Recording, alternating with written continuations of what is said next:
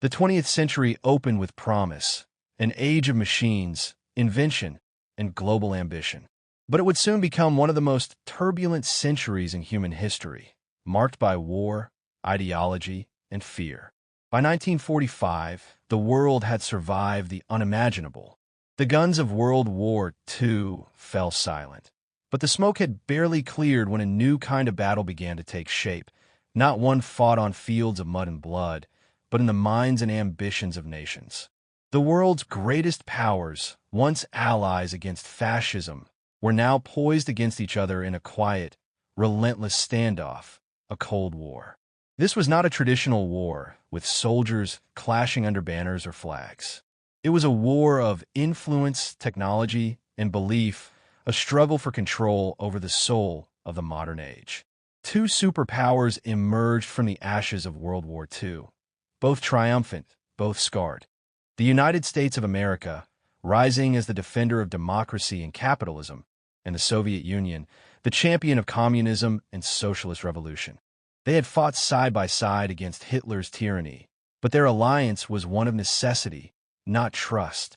The only thing they shared was a common enemy, and once that enemy was gone, their differences became impossible to ignore. Europe lay shattered, cities in ruins, economies broken, millions displaced. Amid this devastation, a power vacuum spread across the continent, and into it rushed two competing visions for the future. The United States saw a chance to rebuild the world through democracy, open trade, and prosperity, a world connected by freedom and capitalism. The Soviet Union saw an opportunity to extend the communist revolution beyond its borders, promising equality through state control and collective strength. Between these two visions stretched the ruins of Europe, the first battleground of this new ideological war. The cracks appeared early. As the Soviets tightened their grip on Eastern Europe, American leaders watched with growing alarm. Stalin's Red Army occupied vast territories from Poland to East Germany, and the promise of free elections faded into a curtain of censorship and control. In 1946, Winston Churchill, the voice of wartime resistance, gave words to what many already feared. From Stettin in the Baltic to Trieste in the Adriatic, an iron curtain has descended across the continent. It was more than a line on a map. It was a dividing wall of ideology, democracy and freedom on one side, authoritarianism and control on the other. The United States responded not with bullets, but with money and diplomacy. The Marshall Plan poured billions into rebuilding Western Europe, breathing life back into shattered economies and ensuring that desperation would not become a doorway for communism. For every dollar spent, influence was bought, a quiet victory in an invisible war. Meanwhile, Stalin consolidated power behind the Iron Curtain. Eastern Europe became a fortress of Soviet influence, its governments molded in Moscow's image. The world was no longer one battlefield, but two worlds, each fearing the other's existence. And so, from the ashes of the Second World War, the stage was set for a conflict unlike any before it. No armies would invade, yet nations would tremble. No bombs would fall for years, yet the threat of annihilation would hang over every man, woman, and child. The Cold War had begun, a war of nerves, of spies, of propaganda and pride. A war where peace itself became a weapon. Part 2. The birth of the nuclear age and the arms race as the world emerged from the ruins of the Second World War. A new shadow crept across the horizon, one cast not by tanks or troops, but by the atom itself. In August 1945, the United States unleashed a power unlike anything humanity had ever known. 2 atomic bombs, dropped on the Japanese cities of Hiroshima and Nagasaki, ended the deadliest war in human history, and began a new one that would never truly be fought, yet never cease to threaten. The age of nuclear weapons had dawned. To the American public, the atomic bomb was a symbol of victory, proof of technological supremacy, the ultimate deterrent to future wars. But to Soviet leader Joseph Stalin, it was a clear message. The balance of power now rested not on manpower or ideology, but on mastery of the atom. And if one nation held that power, no other was safe. Within weeks of Japan's surrender, Stalin ordered his scientists to begin an all-out race to match American capability. The Soviet Union, still rebuilding from the devastation of war, poured immense resources into its secret laboratories. Behind barbed wire and guarded compounds, some of the world's brightest minds, many working under duress, began their own pursuit of the bomb. For a brief, fragile moment, the United States stood alone in its atomic dominance. But the illusion of safety would not last long. In 1949, the impossible happened. The Soviet Union successfully tested its first atomic bomb, codenamed First Lightning. The test shattered America's monopoly and stunned the world. The nuclear age was no longer the domain of one nation. It had become a global nightmare shared by all. In Washington, fear gripped the highest levels of government. The atomic secret was gone, and a new question loomed. What comes next? The answer was escalation. Within months, President Harry Truman authorized the development of an even more powerful weapon, the hydrogen bomb, a device hundreds of times more destructive than the bomb that leveled Hiroshima. It was no longer enough to have the bomb. Now the goal was to have the biggest bomb, the fastest delivery, and the largest stockpile. Thus began the arms race, a contest of apocalyptic proportions. By the early 1950s, the skies over both nations buzzed with test flights of new bombers designed to carry nuclear payloads across continents. Engineers on both sides toiled night and day, pushing the limits of physics, materials, and human fear. In vast deserts and frozen tundras, mushroom clouds blossomed like dreadful flowers, each one a symbol of progress measured in kilotons. The Soviet Union detonated its first hydrogen bomb in 1953, only months after the United States. Humanity had officially built the power to erase itself many times over. To the world's great powers, nuclear weapons were more than tools of destruction. They were political leverage. Possessing them meant prestige, deterrence, and influence. Lacking them meant vulnerability. The concept of mutually assured destruction, or MAD, became the twisted logic of the era. Neither side would start a nuclear war because both knew it would end in total annihilation. It was peace maintained not by trust or compassion, but by fear. While missiles were built, propaganda fueled the public's anxiety. School children in America practiced duck and cover drills under their desks. Families built fallout shelters in their backyards, stocked with canned food and water. Across the ocean, Soviet citizens were told to prepare for capitalist aggression, to be vigilant against Western spies and saboteurs. Both societies lived under the same invisible cloud, a fear that tomorrow might never come. The nuclear arms race wasn't fought in isolation. It reshaped every corner of global politics. Nations were forced to choose sides, either align with the capitalist West or the communist East. Military alliances crystallized. In 1949, the United States and its allies formed NATO, the North Atlantic Treaty Organization, pledging collective defense against Soviet aggression. In response, the Soviet Union would later form its own alliance, the Warsaw Pact, binding Eastern Europe under Moscow's command. Every move was countered. Every threat was mirrored. The race to dominate the skies soon gave birth to the race for space. The same rockets that could deliver nuclear warheads could also carry satellites or humans beyond Earth's atmosphere. In 1957, the Soviet Union launched Sputnik, the first artificial satellite, stunning the world once again. The tiny metal sphere orbiting silently above Earth was a signal. The Soviets had mastered rocket technology.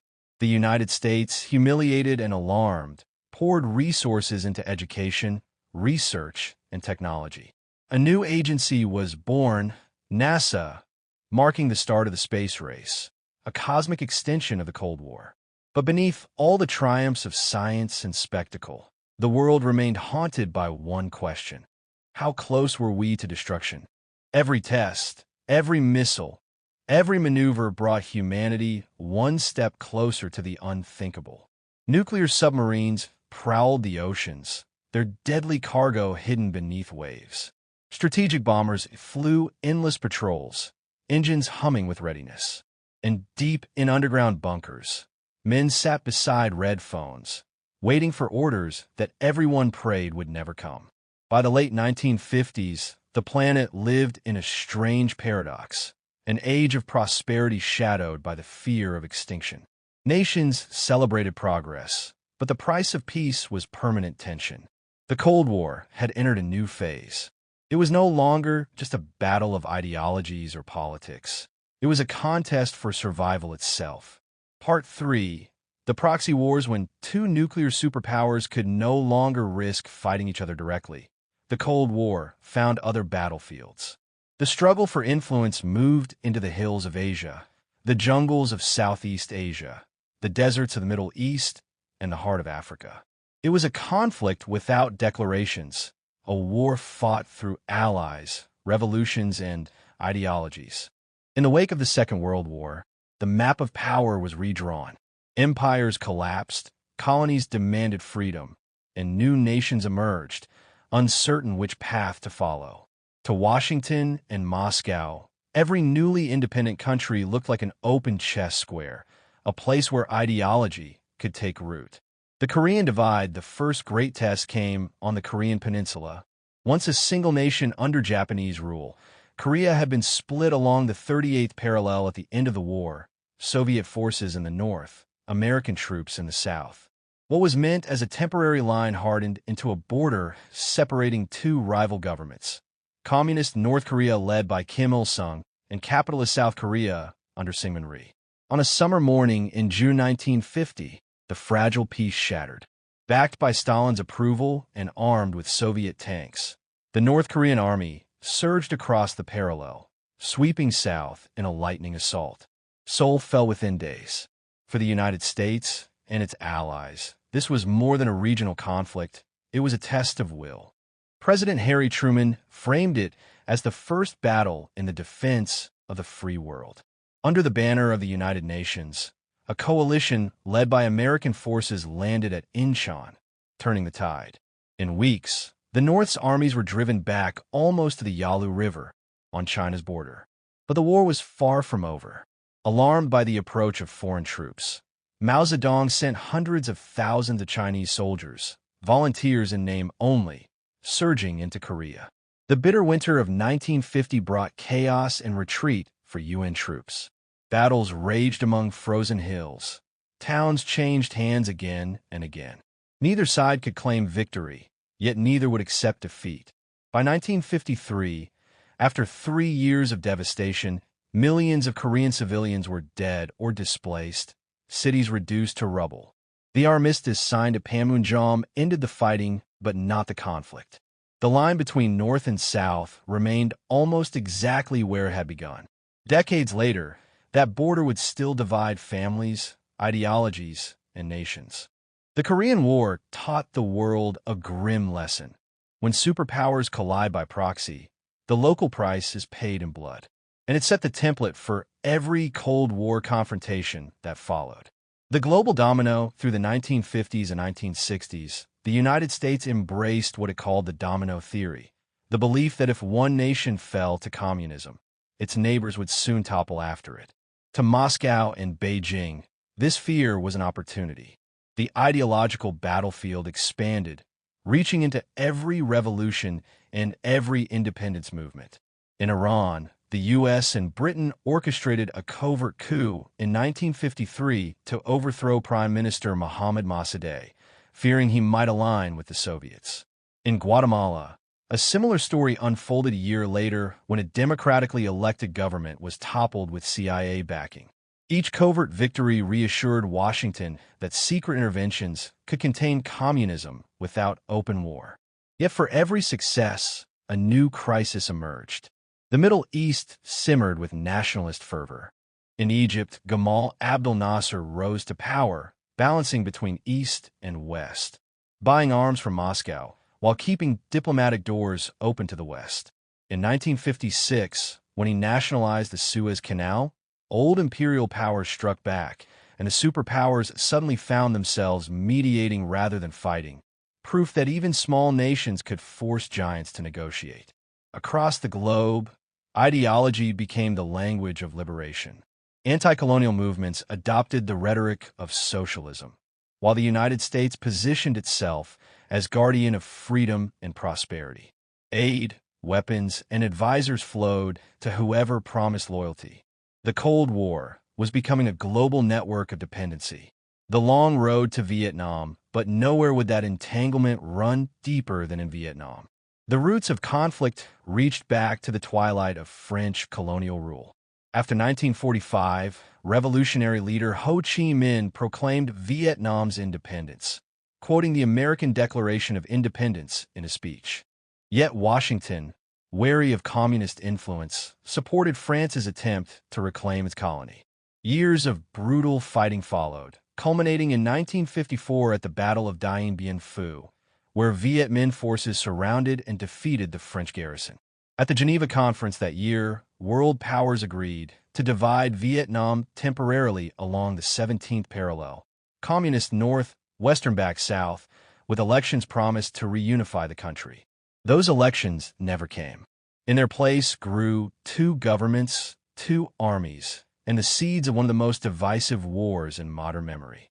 As the 1960s dawned, American advisors arrived in increasing numbers, first as trainers, then as soldiers. The small advisory mission became a vast military machine.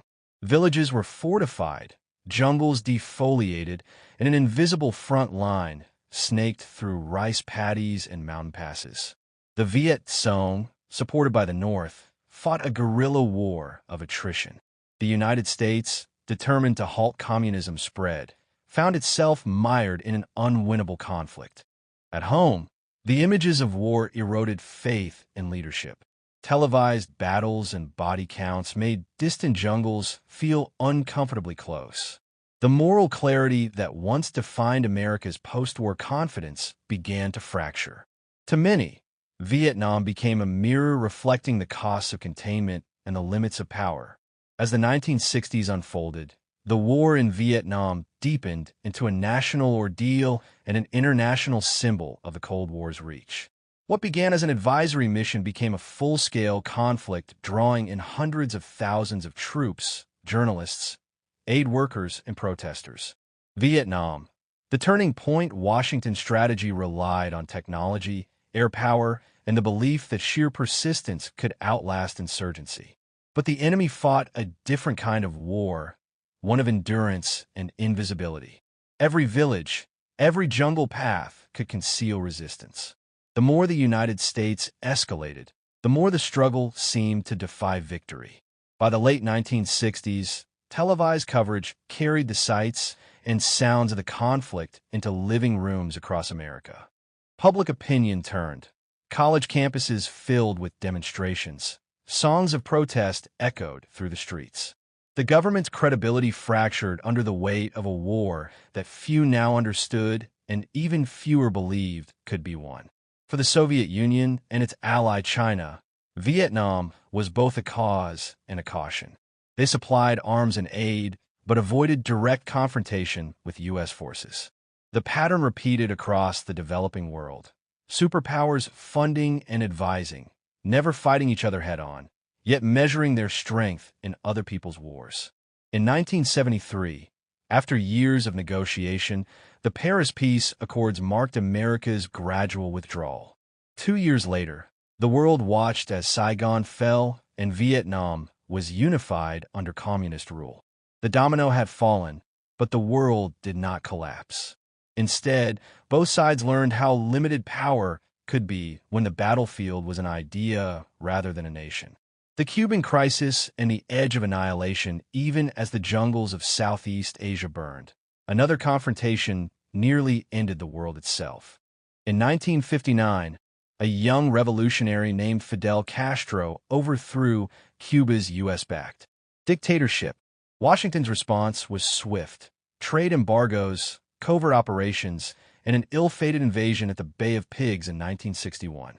The humiliation pushed Castro into Moscow's embrace.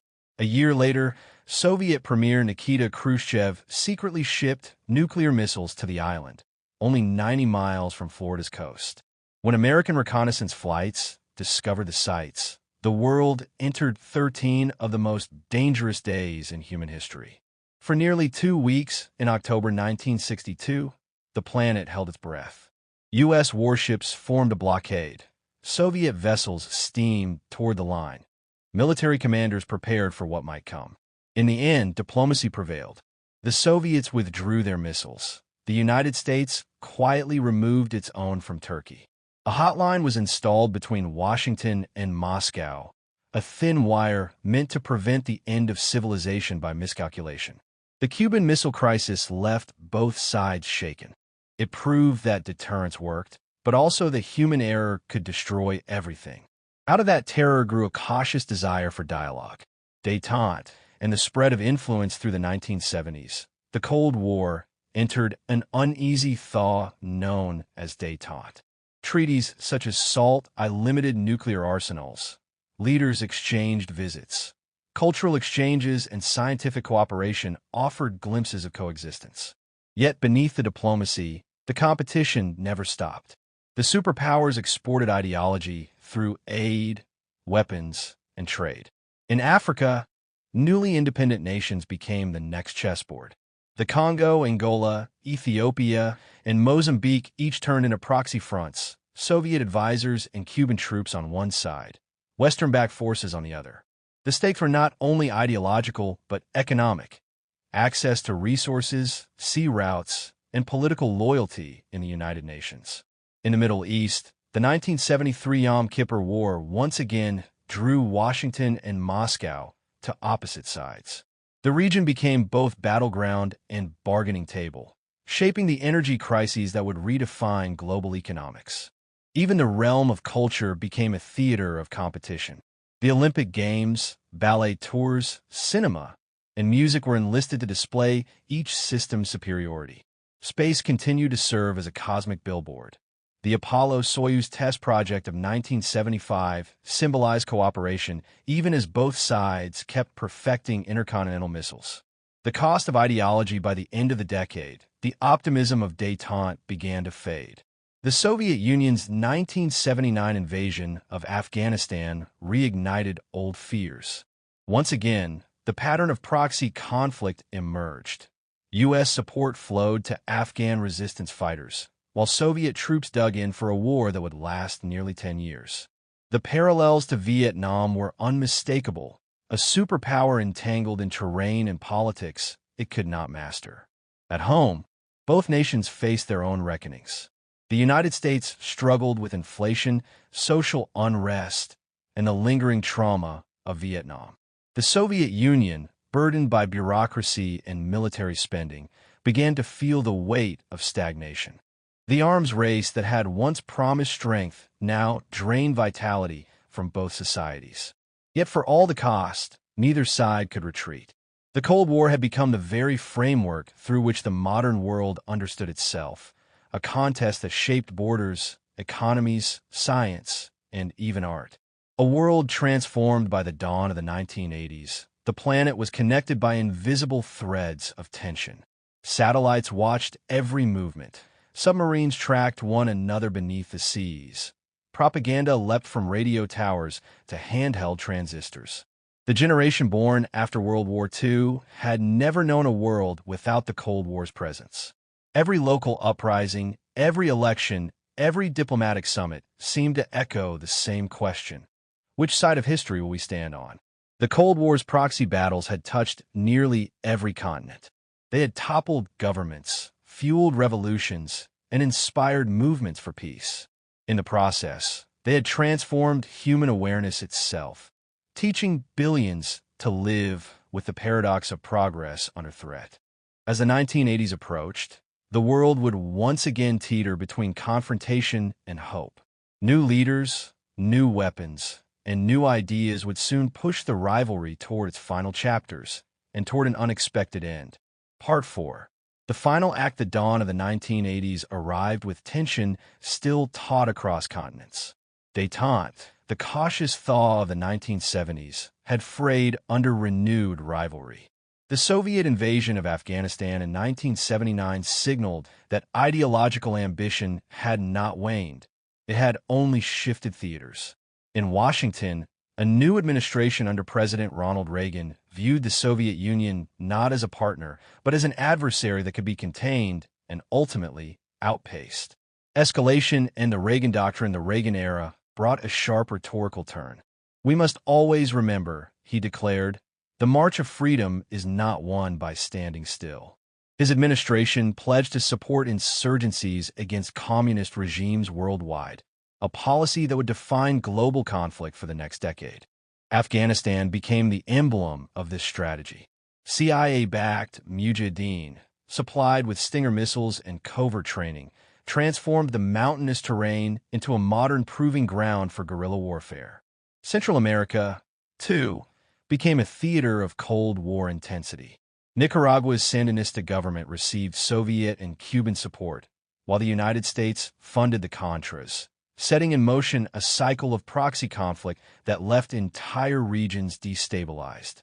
For the first time, the Cold War's ideological struggle extended deep into local politics, creating friction not only between superpowers but within societies and families, leaving legacies that would endure long after the capitals of Moscow and Washington signed treaties.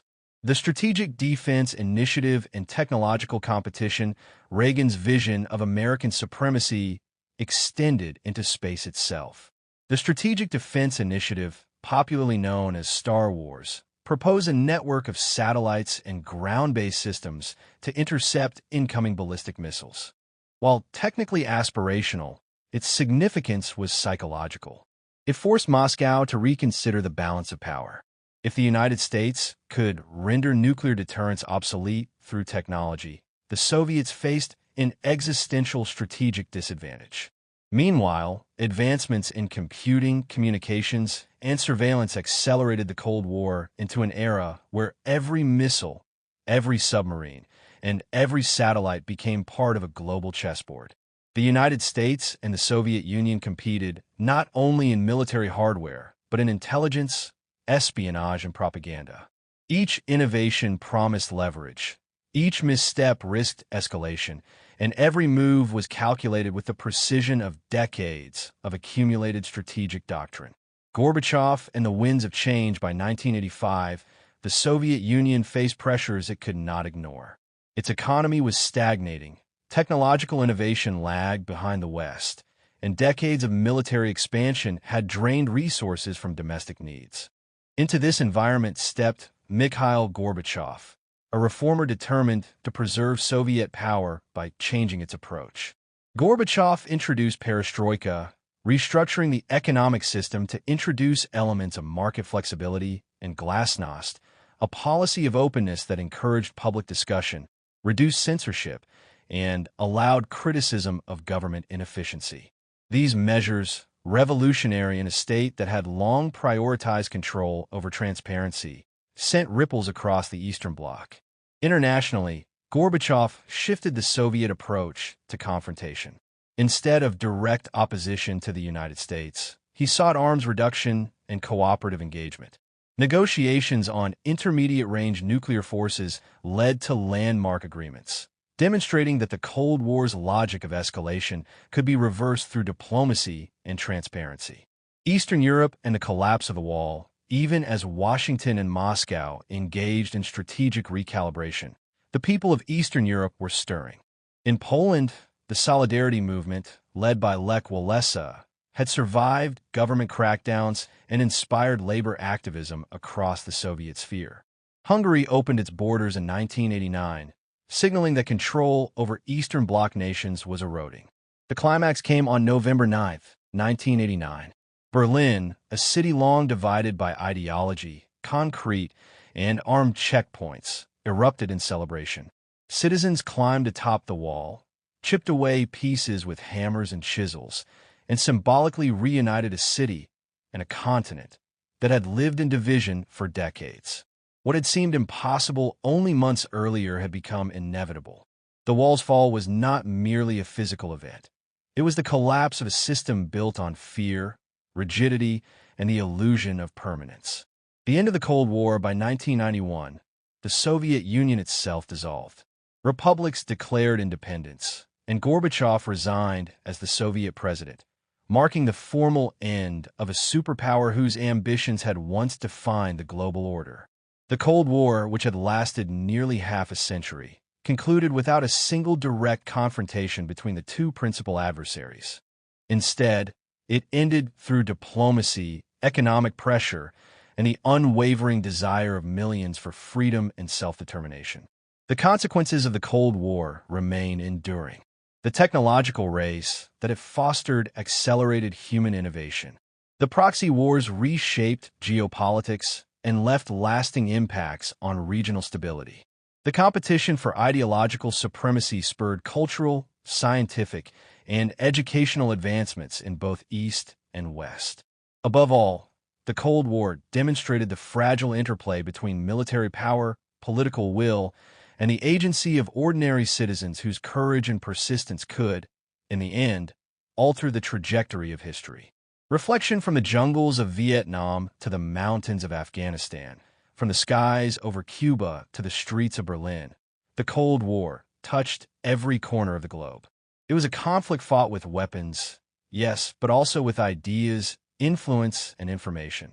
It was a battle of systems as much as armies, fought over decades with patience, calculation, and human will. And while the wall now lies in fragments, its lessons endure.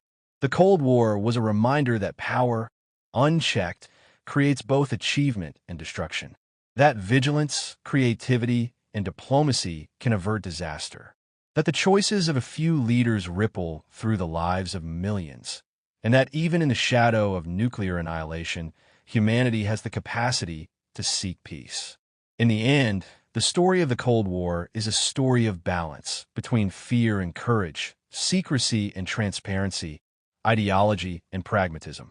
It is the story of a time when the world held its breath and slowly, carefully, finally exhaled.